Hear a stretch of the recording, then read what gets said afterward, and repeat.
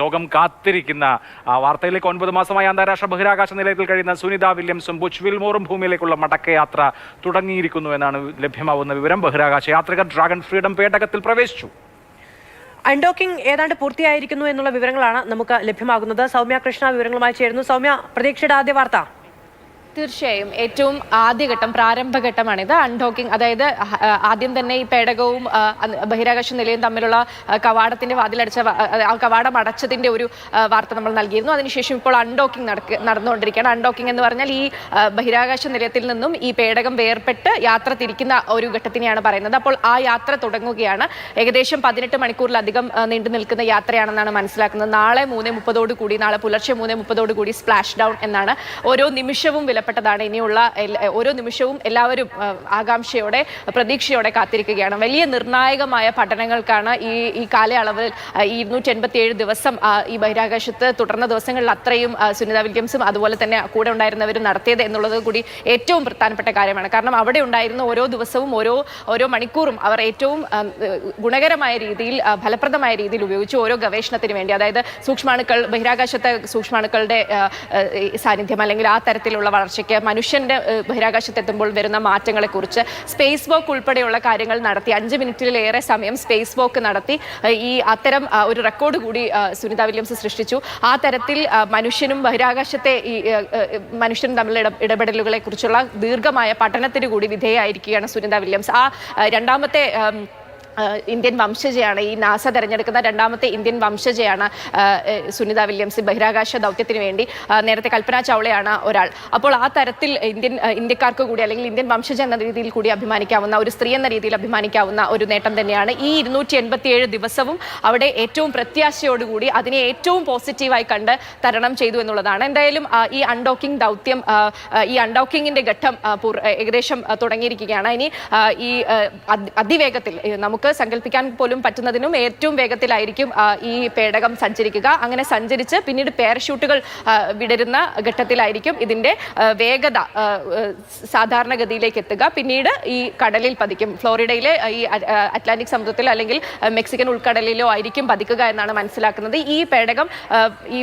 പതിച്ച ശേഷം ഈ പേടകത്തിൽ നിന്നും ഈ പേടകം വീണ്ടെടുത്ത് അതിൽ നിന്ന് യാത്രക്കാരെ രക്ഷിക്കുക എന്നുള്ളതാണ്. 4 പേരാണ് ഈ പേടകത്തിലുള്ളത്. സത്യത്തിൽ 7 സഞ്ചാരികളെ വഹിക്കാൻ ശേഷിയുള്ള പേടകമാണ് ഈ ക്രൂ9, ഈ ഡ്രാഗൺ ക്രൂ9 എന്നത്. ഈ 47-ലധികം ബഹിരാകാശ ദൗത്യങ്ങളും, ആകെ 49-നടുത്ത് ദൗത്യങ്ങൾ പൂർത്തിയാക്കിയ ഏറ്റവും വിശ്വസ്തമായ ഒരു പേടകമാണ്. നമുക്കറിയാം, സ്റ്റാർലൈനർ എന്ന പേടകത്തിന്റെ സാങ്കേതിക തകരാറ് കൊണ്ടാണ് 287 ദിവസം ഇവർക്ക് അവിടെ ചെലവഴിക്കേണ്ടി വന്നത്. വെറും ഒരാഴ്ചത്തെ ദൗത്യത്തിന് വേണ്ടി പോയതാണ് സുനിതയും ബുച്ച് വിൽമോറും. എന്നാൽ ഈ ഒരു സാങ്കേതിക തകരാറ് മൂലം അവർക്ക് അവിടെ തുടരേണ്ടി വന്നു. അതിനുശേഷം ഇപ്പോൾ ആ തകരാറുകളൊക്കെ, ആ കാലം അത്രയും മറികടന്ന്, ആ കാലം വളരെ പ്രത്യാശയോടുകൂടി, വെറുതെ അത് മറികടക്കുകയല്ല, ഏറ്റവും ഗുണകരമായ രീതിയിൽ പഠനങ്ങൾക്ക് അടക്കം വിധേയമായ ശേഷം അവർ ആ ദൗത്യം പൂർത്തിയാക്കി തിരിച്ചു വരികയാണ്. പ്രത്യാശയോടെ, പ്രതീക്ഷയോടെ. ഒരു രാജ്യത്തിനോ അല്ലെങ്കിൽ ഒരു വ്യക്തിക്കോ മാത്രം അവകാശപ്പെടാവുന്ന ഒരു നേട്ടമല്ല ഇത് മനുഷ്യരാശിക്ക് ആകെ അഭിമാനിക്കാവുന്ന നേട്ടമാണ്. കാരണം നമുക്കൊക്കെ ഗുണം ചെയ്യാവുന്ന രീതിയിൽ ഏറ്റവും പുതിയ ശാസ്ത്ര സാങ്കേതിക വിദ്യകൾ വികസിപ്പിക്കുന്നതിന് വേണ്ടിയുള്ള പഠനങ്ങൾക്കും ഗവേഷണങ്ങൾക്കും ഒക്കെ തന്നെ വേണ്ടിയാണ് അവർ ഈ സമയം അത്രയും ചെലവഴിച്ചത്. ഏറ്റവും ഒടുവിൽ സുനിത വില്യംസ് അവിടെ നിന്ന് നടത്തിയ വാർത്താ സമ്മേളനത്തിൽ പറഞ്ഞത്, എനിക്ക് അനിശ്ചിതത്വം വലിയ ബുദ്ധിമുട്ടായിരുന്നു. എന്ന് തിരിച്ചു വരുമെന്നറിയാതെ, ഇവിടെ ഒരു കുടുംബം നാട്ടിൽ അവർക്കുണ്ട്, ഭൂമിയിൽ അവർക്കൊരു കുടുംബമുണ്ട്. ആ തരത്തിൽ അവരെയൊക്കെ കാണാൻ എന്ന് സാധിക്കുമെന്നും അറിയാതെയൊക്കെ അവിടെ കഴിയുമ്പോഴും ഇത് ഏറ്റവും ആസ്വദിച്ച് കഴിഞ്ഞ 287 ദിവസം തന്നെയാണ്. ഇവിടെ നിന്ന് മടങ്ങുമ്പോൾ അത് മിസ് ചെയ്യും. എന്താണ് മിസ് ചെയ്യുക എന്ന് ചോദിക്കുമ്പോൾ, എന്താണ് നിങ്ങൾക്ക് ഇവിടെ നഷ്ടപ്പെടുത്തുന്നതായി തോന്നുന്നതെന്ന് ചോദിക്കുമ്പോൾ എല്ലാം, എവറിത്തിങ് എന്നാണ് അവർ പറഞ്ഞത്. അപ്പോൾ അത്ര തന്നെ അത്രയൊന്നും ആർക്കും ലഭിക്കാത്ത വളരെ വിരളമായ അനുഭവങ്ങളിൽ ഒന്ന് സ്വന്തമാക്കിക്കൊണ്ടാണ് അവർ തിരികെ എത്തുന്നത്. അത് ഏറ്റവും ഗുണകരമായ രീതിയിൽ പഠനങ്ങൾക്കും ഗവേഷണങ്ങൾക്കും ശേഷം അവർ വരുന്നു. നാളെ 3:30 മറ്റ് സംഭവങ്ങളൊന്നും, മറ്റ് വൈകലുകളൊന്നും, സാങ്കേതിക പ്രശ്നങ്ങളൊന്നും ഇല്ലെങ്കിൽ ഏറ്റവും പ്രതീക്ഷയോടെ കാത്തിരിക്കുന്നത് നാളെ 3:30 കൂടി സ്പ്ലാഷ് ഡൗൺ സംഭവിക്കും എന്നുള്ളതാണ്.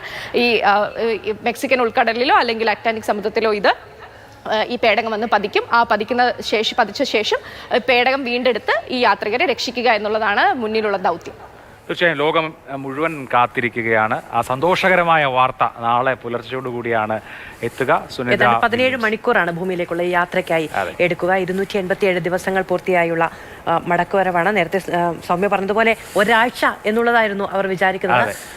അവിടെ നിന്ന് സ്വയം തന്നെ അവരുടെ ശരീരത്തിൽ വന്നിരിക്കുന്ന മാനസികമായി വന്നിരിക്കുന്ന മാറ്റങ്ങളൊക്കെ ഇത്രയധികം ദിവസങ്ങൾ ബഹിരാകാശത്ത് തങ്ങുക എന്നത് അവരുടെയോ ഈ ദൗത്യത്തിന്റെയോ പ്ലാനിൽ ഇല്ലാതിരുന്ന ഒന്നാണ്. അപ്പോൾ അവിടെ പോയി ഒരാഴ്ചക്കുള്ളിൽ നടത്തുന്ന പഠനങ്ങൾക്കപ്പുറത്ത് അവരിൽ സംഭവിച്ച മാറ്റങ്ങൾ പോലും ശാസ്ത്രലോകത്തിന് വലിയ പഠനങ്ങൾക്ക് വിധേയമാക്കാൻ കഴിയുന്ന കാര്യമാണ്. വന്നു കഴിഞ്ഞാൽ കുറേ നാളത്തേക്ക് നമുക്ക് സാധാരണ മനുഷ്യരെ പോലെ അവർക്ക് ജീവിക്കാൻ കഴിയില്ല. കാരണം ഗുരുത്വാകർഷണ ബലത്തിലുള്ള വ്യത്യാസം മൂലം സാധാരണമായ ജീവിതം അവർക്ക് സാധിക്കില്ല. പക്ഷേ അത്രയും ട്രെയിൻഡ് ആയിട്ടുള്ള ശാസ്ത്രജ്ഞനാണ് അവർ. സ്വാഭാവികമായി അതിനെ അതിജീവിക്കുക തന്നെ ചെയ്യും. പക്ഷേ ഇതിനെടുക്കുന്ന ഒരു മാനവരാശിക്ക് വേണ്ടിയുള്ള ഒരു വലിയ സാക്രിഫൈസ് എന്നൊക്കെ വേണമെങ്കിൽ, അല്ലെങ്കിൽ സ്ട്രഗിൾ എന്നൊക്കെ വേണമെങ്കിൽ അതിനെ പറയാം.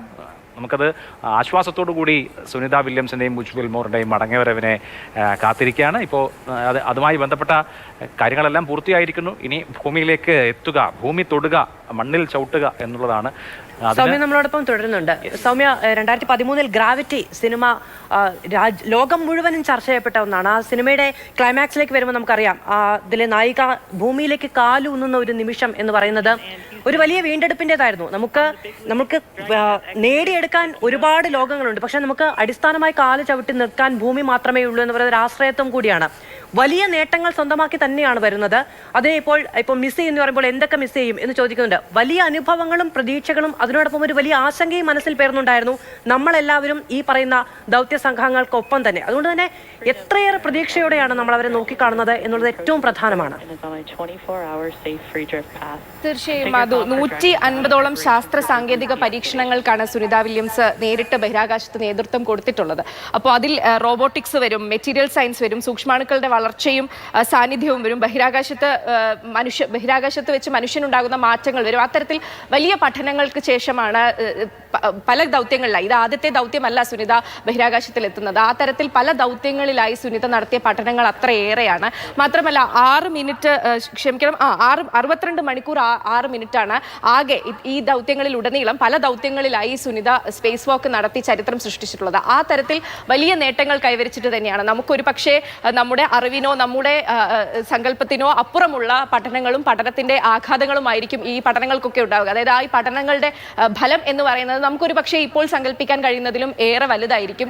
വലിയ ബഹിരാകാശ ദൗത്യങ്ങളും വലിയ രീതിയിലുള്ള ബഹിരാകാശത്തെ മനുഷ്യ ഇടപെടലുകളെ കുറിച്ചൊക്കെയുള്ള വലിയ രീതിയിലുള്ള പഠനങ്ങളും നടക്കുന്ന ഒരു കാലത്താണ് ഈ തരത്തിൽ ഇത്രയും സമയം 287 ദിവസങ്ങൾ അവിടെ യാദർശികമായി അല്ലെങ്കിൽ ഒരു പക്ഷേ ഒരു പ്രതിസന്ധിയുടെ ഭാഗമായെങ്കിലും അവിടെ കിട്ടിയതാണ്.